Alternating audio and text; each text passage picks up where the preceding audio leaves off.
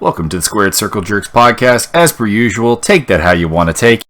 We're here to talk about WWE No Mercy 2017. You ready for this, Byron? I would like to say for the record that I am officially chaotic neutral. Officially chaotic neutral. Okay. Officially. So, not lawful neutral then, huh? No, fuck no. I suppose I'm the lawful neutral one of the group. I come swinging the olive branch of war. Wouldn't that be chaotic evil? I think that's just stupid evil. It's possible. Alright. Let's roll on. No Mercy just happened. We just got done watching it. Not a fan? Not a fan? I think it's safe to say that. Meh, it was as... Did I go 100% on the predictions? You did. Cool. So, it was a bad show. Predictable show. Not a lot of really good action. I mean, most of the matches had something I liked, but on the whole, not really, or had like major booking problems. We'll go into that specifically as we go through it. And yeah, I don't think anyone's more over than when they came in, and I think a number of people are less over. Oh yeah. So I would say that's the definition of a 2 thumbs down pay-per-view. Yeah, that's at least 2, minimum 2. Maybe Jason Jordan might be slightly more over than he was. That's true. He did a number of suplexes. Yeah. So, we didn't see the pre-show match, but apparently Apollo Crews did the job to Elias Sampson. I would have had Apollo Crews go over, but it's not the end of the world as long as he gets his win back in a somewhat important way. Yeah. I was out procuring booze and smoked pork. Indeed. And you had no such excuse. What was I doing? Jerking yourself off to the fucking League of Lawless Gates. No, I was done league, but I was done league before that. You just didn't care. I'm not going to deny that I didn't care, but I did have another reason. I just don't remember what it is. Yeah, no, I don't. Honestly, you're gonna like the whitest of white meat baby faces against the guy that really nobody gives a shit about. Why did they even give it 8.5 minutes? Was it 8.5? I thought it was more than that. 8.35 minutes. 8 minutes 35 seconds. Correct. Yeah. Anyways, let's get into the Intercontinental title match. You know what? For a Miz match, this one's fine. I kind of was saying this when we started watching that. You know what? At least Jason Jordan, when he's on offense, he throws some cool looking suplexes and gets some stuff done. He makes the Miz sell, makes the match interesting, and he did that. So I think this was in hindsight, kind of sadly the high point of the card, where I wasn't disappointed with anything. Yeah, I guess so. It was as predicted. Give the kid the move that he can easily replicate over and over again. The Miz can't really wrestle, so you just have him sell. Your boys get involved. End of story. Yeah, pretty much. Jordan's promos need work, but I'm fine with it. He's not been really cutting promos for all that long, even though he was in developmental in NXT for quite some time, but largely as a silent killer of sorts. I did think that he's going all in on the angle mannerisms, and the first time he did the like woo kind of thing, I fully expected him to take the straps down and go to town, but he did save that for later. So I mean, he's learning how to progress a match, so that's a positive right there. Yeah, I'd say the development of Jason Jordan's been fairly positive. I still don't really care for him being Kurt Angle's son. I still think it's a storyline with a lot of plot holes in it, but true. But I mean, he's doing a good job of kind of working it. So yeah, no, it's not his problem. It's fucking booking's problem. Like I said, I have a problem with the storyline, but I think everything he's doing is very good. He's progressing. His match quality is increasing. His promos they need to get better, but they are getting better, so they're heading in the correct direction. And I think he's throwing his all into it, and that's all you can ask. Yeah. Oh yeah. No, all credit goes to him. Absolutely zero credit goes to basically anybody else. I think Kurt Angle's doing some decent stuff with it. But, he's just given lines, and he says lines on camera. That's it. Yeah. Then we had Bray Wyatt versus Finn Balor with no face paint. We had an early Pearl Harbor and beatdown from Bray Wyatt. Yeah. And then the match kind of went to hell because basically Finn's being helped to the back, theoretically seriously injured. And Bray mocks him, gets him to come back, basically calling him a coward. And then we just are treated to this kind of like repetitive cycle in the match of Balor kicks his ass for a little bit. The injury catches up to him. He has to like sell the injury. Then he gets very briefly kind of worked over. Then he kicks his ass again, sells the injury again, briefly gets worked over. And it was kind of that rinse, slather, repeat for about 7 cycles of that. And I mean that was I don't know how much was that? That was 10 minutes 15 seconds apparently. Oh no 11 minutes 35. Yeah. While I'm watching this, really the only thing I remember about the entire match is the fact that he wore gray ring gear. And while I'm watching this, I'm going, that's a mistake. Why would he wear gray? Obviously, he should be wearing black. Obviously, he's the new leader of the NWO, which the WWE owns the rights to. Why aren't you bringing back the NWO while you have these guys from the Bullet Club on staff? Just put them in the NWO. They are the NWO 2.0. Just do it. And the name's not even important. It's just like do a Bullet Club NWO type gimmick. It's just easy. It's easy. Yeah. You own the gimmick. Just get them to do that gimmick. You don't have any problems, no worries, no hassles. You have a huge heel stable that they can pull off. Why? Because they already did. Just do it. You'll make a lot of money. And that's the only thing I was thinking for 11 minutes and 35 seconds. I mean, hell, you can even get Kevin Nash to come out there and do a little bit of intro. You know, it's time for a new world order. Yeah. So that's what I was thinking the entire time the match was on. I really honestly don't remember anything about the match other than there was a coup de grace and dude wore gray to the ring. Yeah, and that's really bad when you have the combination of Bray Wyatt and the interesting character that he is, and Finn Balor, the fantastic worker that he is, that honestly this match made no real impact. Like that, nope, nothing that's an abject failure right there. And speaking of zero impact, you can't say that about Cesaro's face. That's true. We got a bar promo, which I've said this before. The logic of their stuff doesn't make any sense, but the delivery is good. Like they're everything. Like they are being given shit, and they're trying to make me believe it, and they're doing a hell of a job with it. But you just can't polish that turd. Then we ended up Rollins, Ambrose defending their title against the Bar. This was. This went 10 minutes longer than it really fucking had to. This was putting Ambrose and Rollins over hard because they kicked out of everything. Oh, yeah. Under the sun.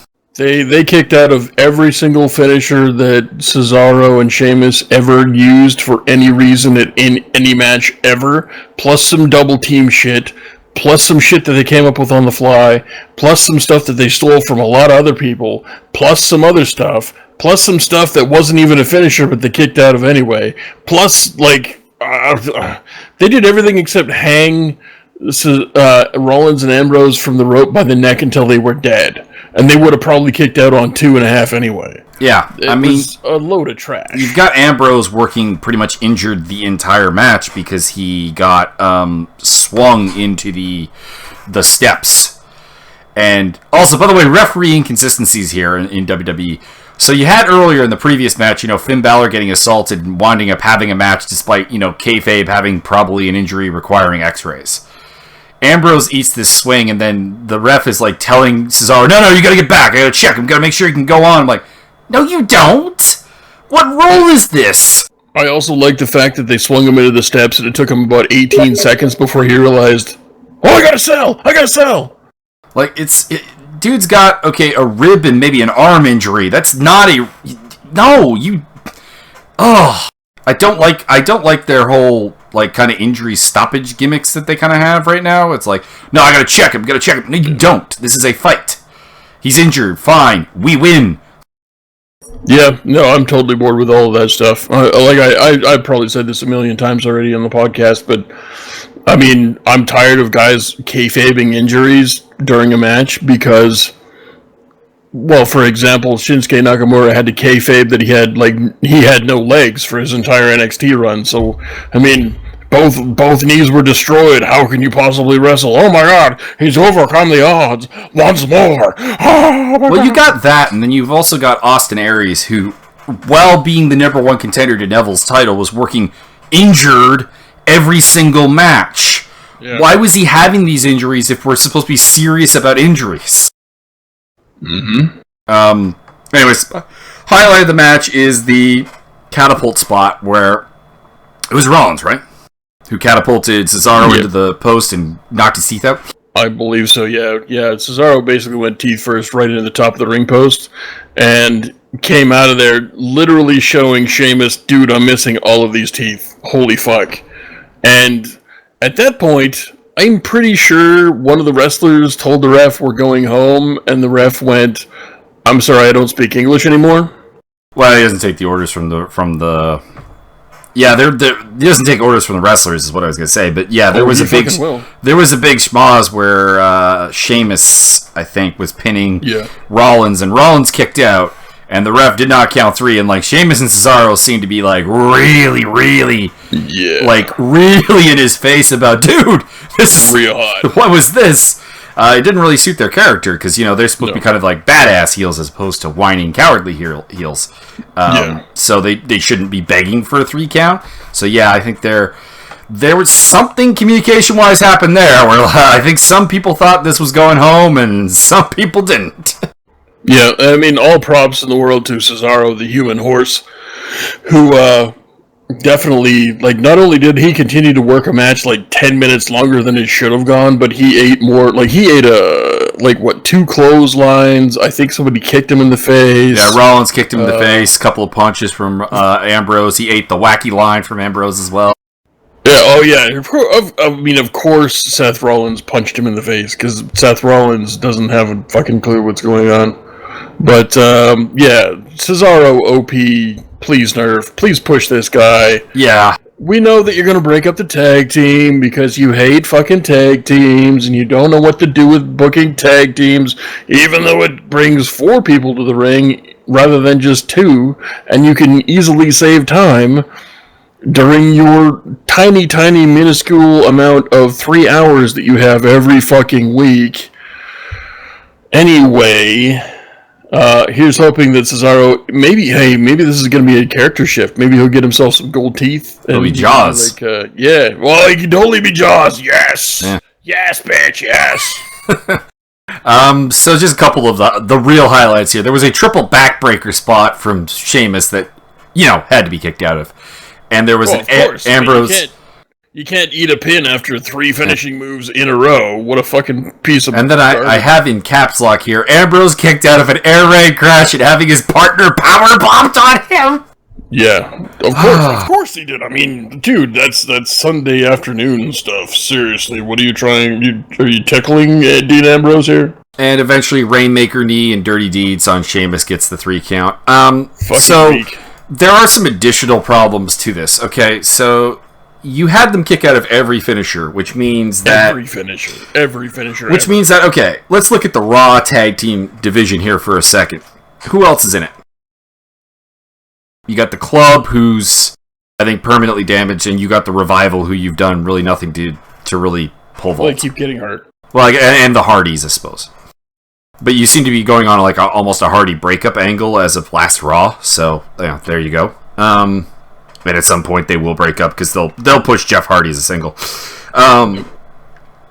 What are you supposed to do with the tag team division now? Because the only real legitimate contender you have to Rollins and Ambrose is The Bar. And you've just had Rollins and Ambrose kick out of every finisher The Bar has. Which not only makes me very uninterested to see them in another match with each other, it makes it impossible for you to have a team go out there and beat The Bar and be like, yeah, no, we're totally, you should take us seriously now. Why? This is the team that couldn't, hit 17 finishers on the champions and didn't get the job done. So you beating them isn't impressive. It doesn't do anything.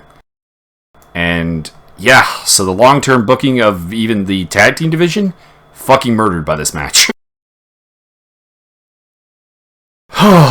Vince has never known what to do with a tag team. It's like, what do you mean, like, more than one person in the ring at a time? I swear to God, if he could just book himself to go out in the middle of the ring and jerk himself off and the crowd to go wild for 3 hours, he'd just do that. Well, they've also done it with the SmackDown tag team division with, of course, like the Fashion Police, the Hype Bros, the breakup of American Alpha.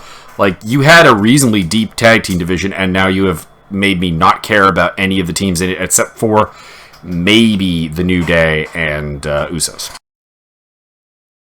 Raw's the same, with, like, I care about The Bar, Ambrose and Rollins, and the Hardys have the nostalgia pop. That's it.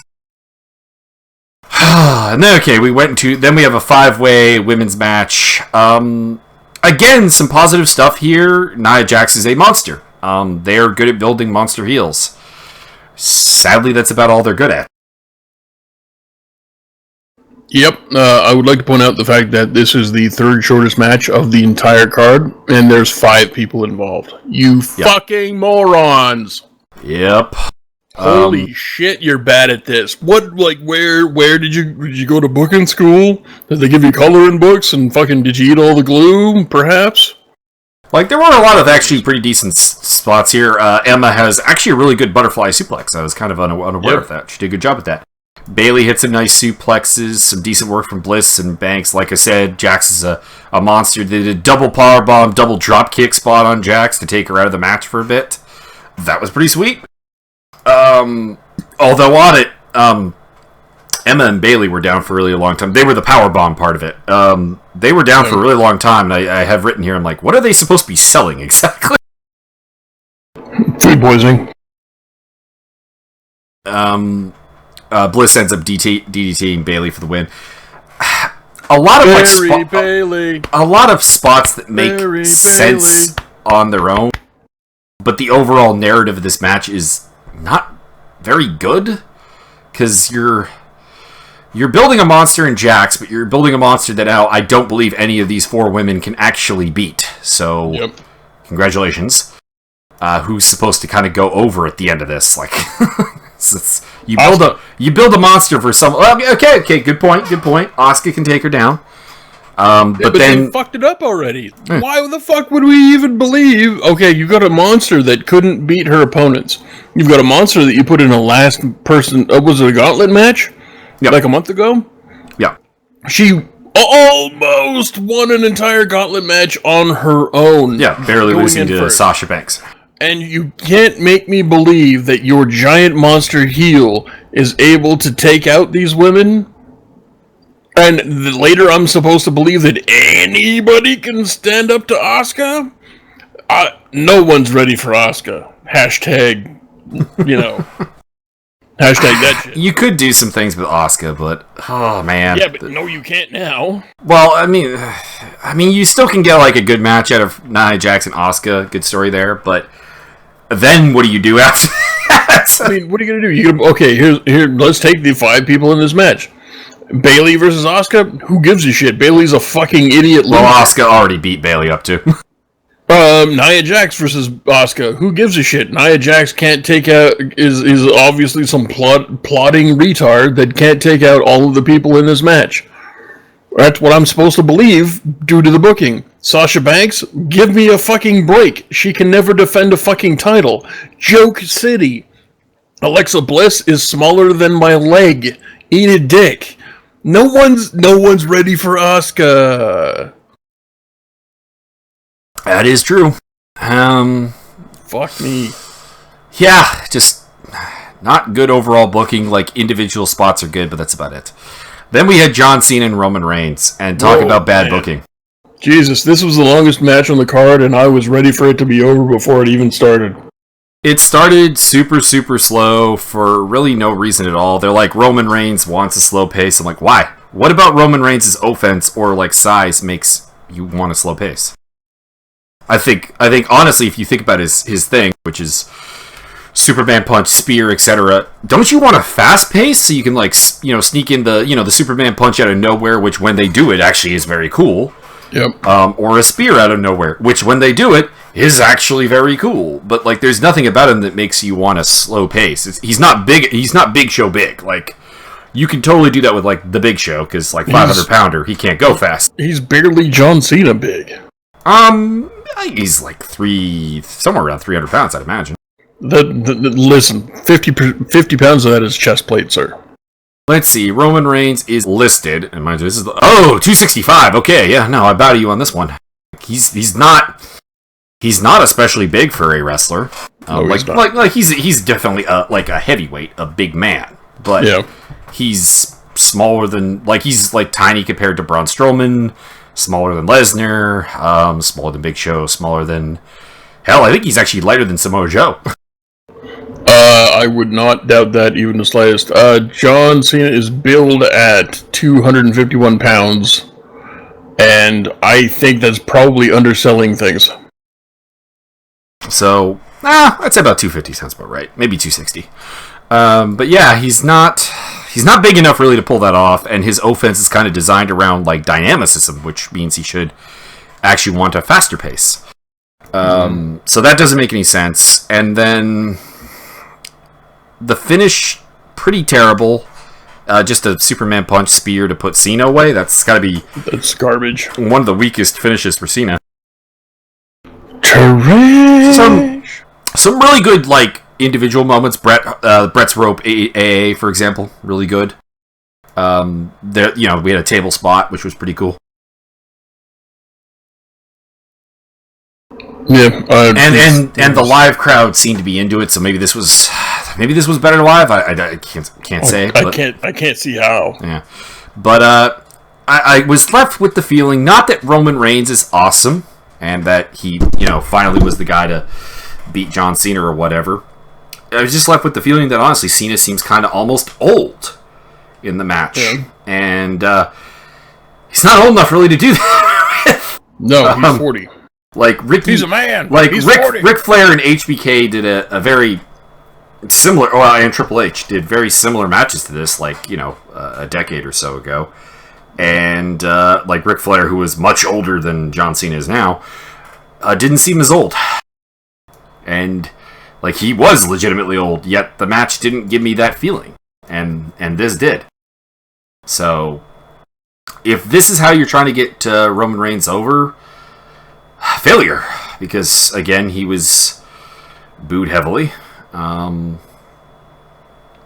I think he didn't even have to work. He just granted Roman Reigns goes over again, one more time. No effort, no problem. He had to work to a degree. This was more than they usually have him do. But listen, nobody's gonna give a shit if he had to work for 21 and a half of these 22 minutes and 5 seconds. No one cares 2 weeks from now. It's just Roman going over again. No effort, no problem, no opposition, no struggle, no growth. Yeah, I mean, they also did the thing where John Cena left the ring and Roman chased after him and clocked him with a sucker punch. Yeah, I don't have a problem. I don't even necessarily have a problem with the sucker punch, but it's that John also sold it like he was like concussed from that point onwards, and it's that really kind of killed the win. But that's a heel move. Like you leave the ring, trying to get like, no, fuck this, fuck you, fuck all you people, fuck y'all, fuck all y'all, and then the face comes down. No, we are going to fight now honorably. But it didn't work because no one likes Roman Reigns. Everybody likes Cena. And it would have been much, much better if Cena would have done what he did and then fucking, preemptively sucker punched Reigns. Because Cena's obviously the face here. And no one in the office seems to be able to make Vince see that. Well, I think Cena was treated more... I think this was treated more as face on face. Like, there wasn't really a heel. It was supposed to be like a passing of the torch. But yeah, Roman Reigns... He's not the guy. Listen. The Rock can't pass the torch. The Undertaker couldn't pass the torch. Brock Lesnar hasn't been able to pass the torch. Like, I don't know how many championship matches he's lost to Roman Reigns. Is it like 75 or 80 or something like that? Not that much. John Cena can't pass the torch. What are you going to do? bring HBK out of retirement and have him beat HBK, Ric Flair, Nick Bockwinkel, Killer Kowalski, and I don't know, like Brother Hogan and The Rock and Austin. And like, is he gonna have to do a gauntlet match with every legend known to man before you realize it's not fucking working? I also think that this idea that you have the guy is also quite dumb. I've always thought this is like the WWE at the height of their business, while they have been actually challenged by somebody, i.e. post the early 90s, was with multiple people at the top. HBK, Shawn Michaels, Rock, Austin, etc. Why do you have to have the guy? I've never really understood why John Cena even became the guy, because you're so centralized that if he leaves, what the hell happens? Like, if Roman Reigns decides, let's say this experiment works. Roman Reigns is massively over. Hollywood comes knocking. What happens?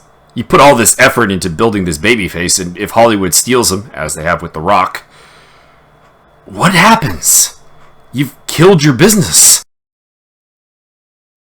You've given yourself a single point of corporate failure. It's a bad idea. The main problem is that Vince has never been able to pull his dick out of Hogan's ass since before I was born. End of story. He wants that one guy, and that's never going to happen again. And when Hogan, not the way he thinks it is, not the way he's going to try and sell it. Never going to happen. And when Hogan left and you had the steroid controversy and stuff, business went in the fucking tube. Mm-hmm. As if to prove my point. And you can argue it's happening now with like John Cena becoming like very part-timer. The business is going down. Mm-hmm. So I don't know why they keep trying to replicate a business platform that has been proven to have a problem with it. Since 40 years ago, almost. Yeah. Alright, let's move on. We got Cruiserweights, Neville and Enzo. This match was way too long. That's really about all I have to say on it. Listen, spoiler alert. Enzo cheated to win and got the title. Non-spoiler version is this was 10 minutes and 40 seconds of why? Because if you're going to cheat to win, you get in, you get your pop, you do all the things, you face a little opposition, you cheat, the crowd goes crazy, you win, you get out of there with the title. Especially when 5 minutes. Especially when you think of like it showed on Neville's face a couple of times where he's like beating Enzo's ass, and it's just kind of like, what can I do that I haven't already done? Like this is not my strength. I'm not usually the monster heel. Vince won't let me actually wrestle, so what can arm drag. I'll do like 1,000 arm drags. That's nice and safe. Vince won't hate me for that. It's like, this should have been much shorter. Like, I don't have a problem with the finish because it's how you get the title on Enzo. He's been cheating to win. Okay, whatever. I mean, it's the weirdest face move ever to just win by booting people in the balls, but... Yeah, I'm alright with it, though. I'm alright with it. I made peace with it. And there was a cool top rope DDG in this match as well. Yeah, that was excellent. That was well done. But didn't really enjoy the pre-match promo from Enzo for the most part, because some of it was good, but it was just like kind of repeatedly, you're ugly, you're ugly, you're ugly. I'm like, oh my god, we're on the schoolyard again. Yeah. But it's shave 5 minutes off this. Like, there's how much of Neville beating Enzo's ass do I really need to see? Pretty much. Which follows through, like, I'm going to say the same thing I've said about every single match on this card. Why did it go this long? Brock Lesnar versus Braun Strowman?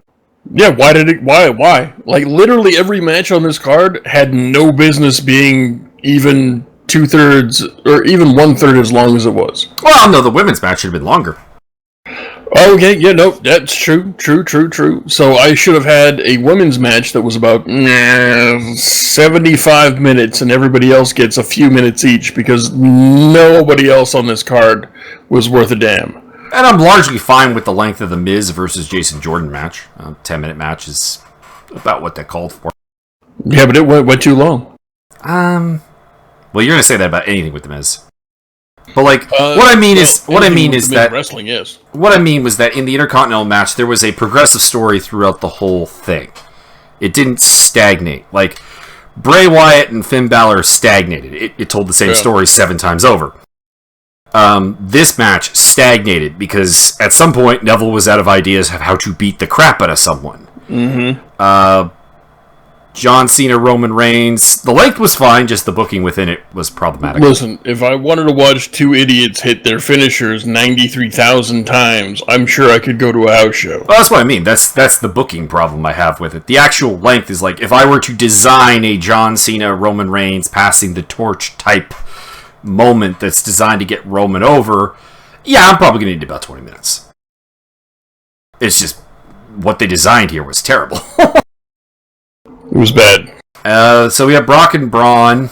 I enjoyed it until the end, when Lesnar hit a pretty weak-looking F5 and got the pin.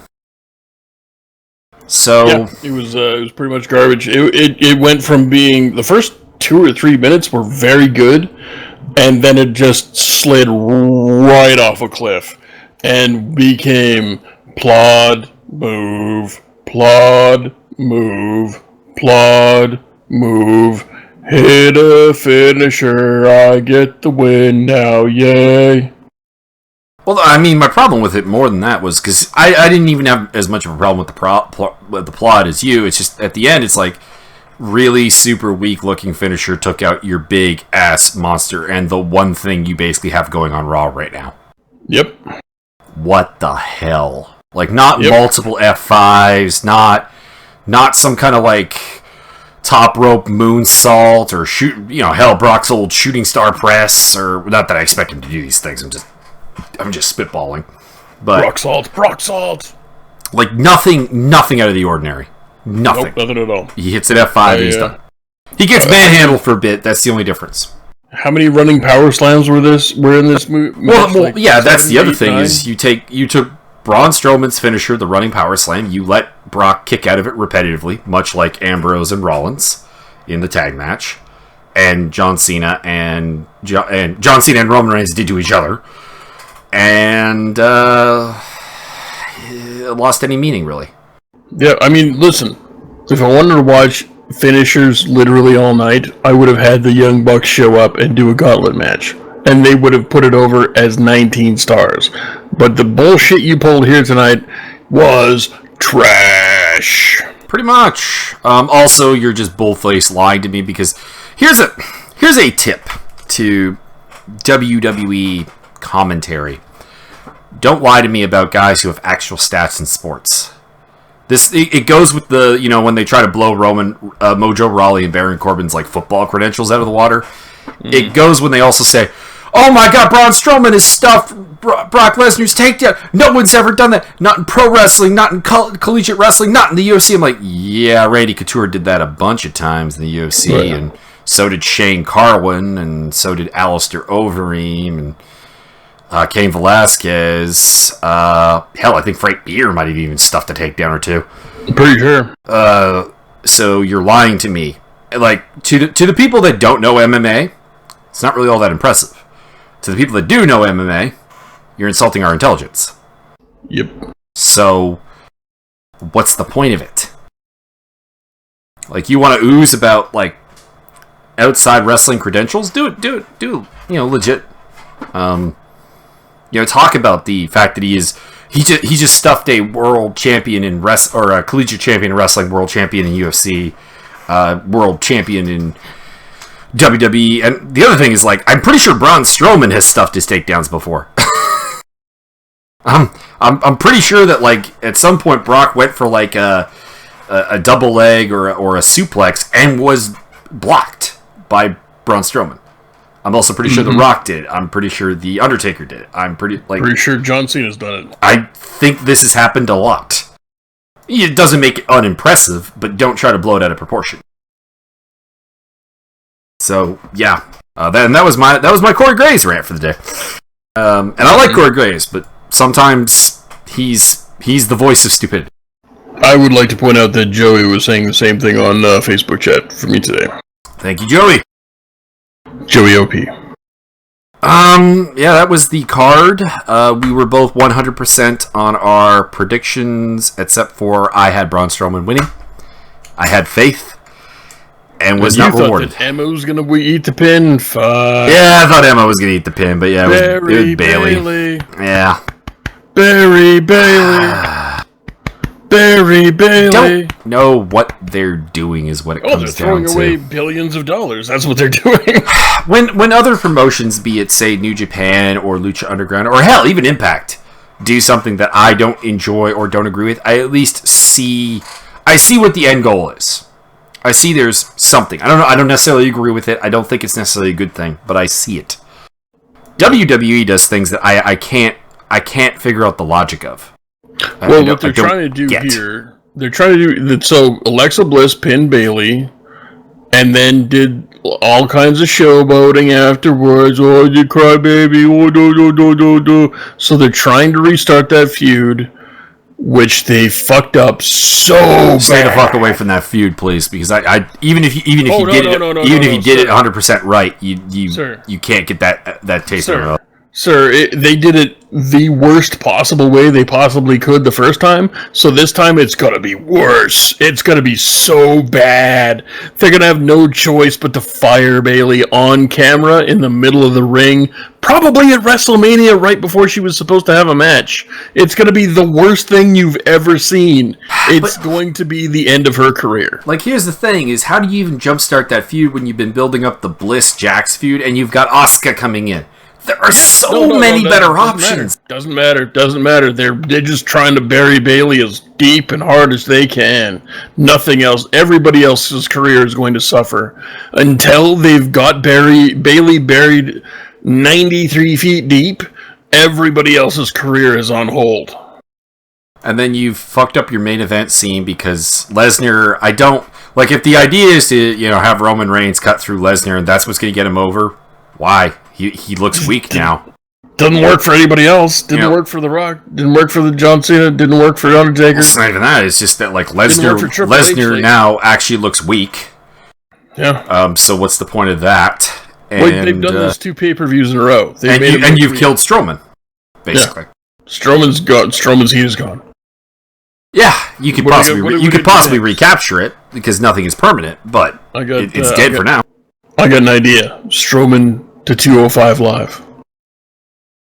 You've got a belt on Enzo who is admittedly popular, but you will probably kill because you don't know how to book 205. They do not. And you've also got a guy there who it's going to be very hard to even have great matches with. Again, this is not necessarily me saying don't put the belt on Enzo, but it's like your philosophy of how to promote 205 needs to change if this is going to do anything. It will not. You've killed your tag division on Raw, and again, you could have had Rollins and SmackDown's was already dead. You could have had Rollins and Ambrose win without killing the division. Like the Bar can eat the pin. The Bar can't eat having every finisher in the book kicked out of.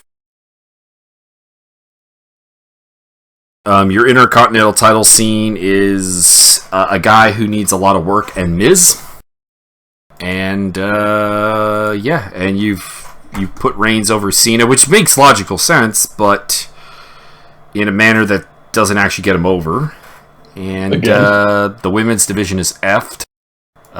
Still has some hope, I guess. Pretty effed. And Balor and Bray Wyatt was forgettable, and I don't buy Bray Wyatt as a threat to anyone above the lower mid-card. Correct. Like, sure, he can feud with...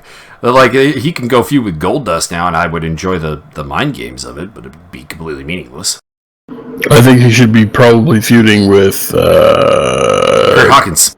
I was going to go with Cesar Bononi. Too low.